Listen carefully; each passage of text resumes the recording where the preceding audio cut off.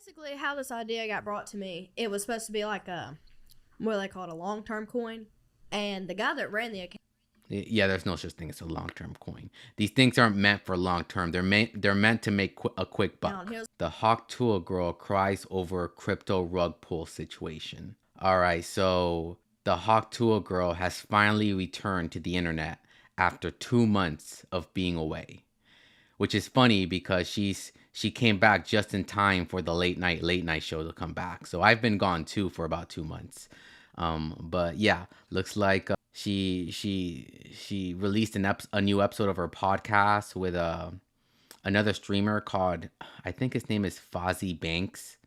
I'm not sure how you pronounce his first name. I'm not actually very familiar with him, but he was the first guest back on the podcast, and yeah, apparently she like started crying during the podcast, and this happens within the first 3 minutes. So let's go ahead and check out the first 3 minutes of the show. Hello guys, I'm back with another episode of Talk To, and I'm here with Banks. There he is. How's it going? It's going good. Life's crazy right now. I don't know. I say no to every single fucking podcast. Ongoing joke on Impulsive. Okay, so one thing I'll say is I believe I know this guy's friends with CoffeeZilla. So I know they tried to get CoffeeZilla on the podcast, and apparently like he turned it down. So they got this guy instead. But like the day on Twitter where like, the whole situation with her like making like a Twitter, what was it? Like a Twitter, I forgot what Twitter calls it, or not Twitter, X, but like they call their like live streaming like a story or something. But like her and her team, like that was the day that CoffeeZilla kind of bombarded them with all these questions, and then they like muted him. But this was the other guy that was on the call that was questioning their crypto scam. So yeah, but I stood them up 4 or 5 times. This isn't necessarily my thing, but you're in an interesting position right now, and I feel like it's my duty to come on here and talk to you. You seem like a sweet enough girl, and I feel like I know more or less what happened with you. We're gonna get into all that. I brought a couple crypto nerds with me. We're gonna sit down and talk. One thing I'll say is I think unlike CoffeeZilla, this guy's pro crypto. I know CoffeeZilla is very anti-crypto and anti-NFTs, which I'm not anti-crypto. I am anti-NFT, but personally, I just don't understand it. So I just stay away from it. But yeah. Teach me. Yeah. Yeah, no, I feel good. How do you feel? I don't know. I'm still a little shook up about it. How was the nap? It was a very long nap. It was 2 months. A 2-month nap. I would say. That's what sucks about it, too. I had to read that off a phone and, like, put it in my words. And I was like, anywho, I'm going to bed.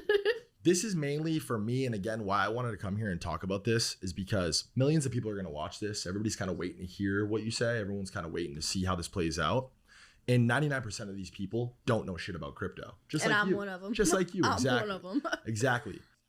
And that's exactly why this girl shouldn't have gotten involved with this meme coin in the first place. She knows nothing about it. And the ongoing joke on CT right now is like, if she just did this 2 days after Trump, she'd be okay. Exactly. Which isn't necessarily true because of the way it was done. And that's kind of the whole point, right? There's a right and a wrong way to do this. And if you have interest, it's mostly important that your network and the people that you trust to walk into this market are exactly that, people that you can trust. I think that's where I messed up. For sure. I can only imagine, fuck crypto. I can only imagine stepping into everything that your life's been the last year and the amount of time that you have been. I've been doing this whole social media content thing at a high level for like 15 years. I'm officially fucking like Unk. And I still don't, have it totally figured out. Someone like you, and my shit was. Okay, so this is the thing I'll say about crypto. Everyone I talk to that is really into crypto, they say the same thing. I don't 100% know everything about crypto. Like, it's just like nobody. That's the thing about crypto, is it's like, I feel like it's purposely confusing, where nobody wants to admit that they're like a crypto guru. Like everyone's always very hesitant. Like like even pro crypto people will be like, "Oh, I'm not trying to give you financial advice or anything." So like, don't take, like everyone's afraid. It's like everyone's afraid to attach their brand to, like they're very cautious. I'd say, which is another reason why this Hawk Tuah girl shouldn't have gotten involved, because it kind of seems like like anyone that has any kind of financial sense to them is very cautious around crypto, versus like people like Jake, like Logan Paul, and like, you know, Hawk Tuah girl, that they just co-sign these things without understanding it to begin with. It's just weird. Gradual. I like gradually got to where I am today, and you were like fucking parabolic. I want to start by saying thank you to all my true fans and all the people that actually watch my stuff and they keep up with me. We're trying to sort out all the pieces and stuff to like. It's crazy that this girl has fans. Like, does she really have fans? Like, she got famous over like a meme. Like, it's crazy to just think that she has fans. Like Get all this figured out and make everything right. Oh my god, I'm gonna cry. No, don't cry. Don't cry. Don't cry. Everything's gonna be good. We're gonna be good. Oh, this is the moment. Look at her face. Like, she's really holding back tears here. And guys, listen, just as a temperature check, I just want to say, the first thing that she said to me off camera was, the minute you DM me, I really wish I just texted you and called you. And that speaks to me because of how I was introduced to crypto, and we'll get into that. But I'm also kind of on the back end of things too. Like, their team's been very forthcoming. My team is vetting them the fuck out right now, and has been for the last week. Thread Guy and Frank, they're going to be on this episode. It's such a weird blend and mash of worlds. All right, look at her. Her eyes are very teary. Like, I'll say, like, I kind of do feel bad for her. She is responsible for her, you know, participation in this, but like I do feel bad for her, because like I'm sure these guys, like they surrounded her like freaking birds to their prey. Like I'm sure they seemed very intelligent on their pitch for this crypto scam, and like she probably thought she was like creating something like of a community. Like I said, she should have known better, because every influencer like Boogie2988 and Logan Paul that does this, they end up rug pulling their fans, and like nothing ends up happening of it. Like all the promises they make of like, oh, we're building a community and blah blah blah, none of that ever ends up happening. Like the coin just goes to a value of 0, and then that's it. They never talk about it again. There's no community. Like, do you ever hear Logan Paul talking about Crypto Zoo? Because I don't. It rolled out. Don't cry, Haley. It's fine. It's all gonna be okay. Life is gonna be okay. Oh, Haley, no. No, don't do that. No, don't stare at me. No. You just You're adorable. Just give us a minute. Okay. It's gonna be okay.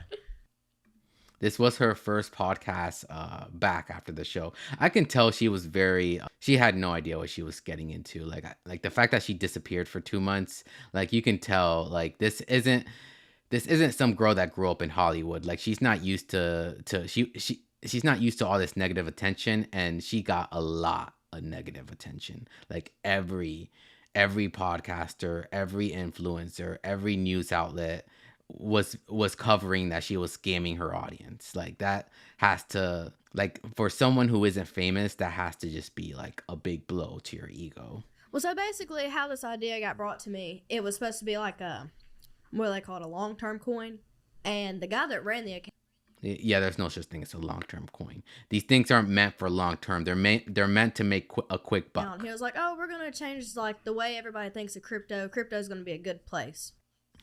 Every influencer says that about their coin. Oh, Boogie said the same thing, how like his coin was different than Andrew Tate's coin because once again he was going to have a whole community around it, and he was going to be able to talk directly with everyone who owns his coin, and none of that ended up happening. And I feel really bad for all the people that got affected by it, and it just didn't go the way I planned. And all the money out of this episode is getting donated to all the animals that have been affected by the fires up here.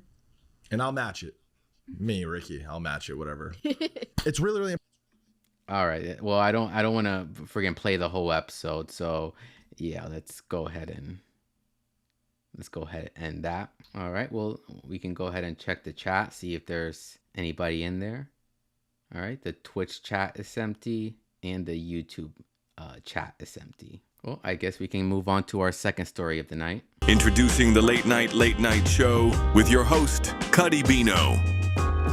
Live streamed on both YouTube and Twitch. Search Cuddy Bino for more information.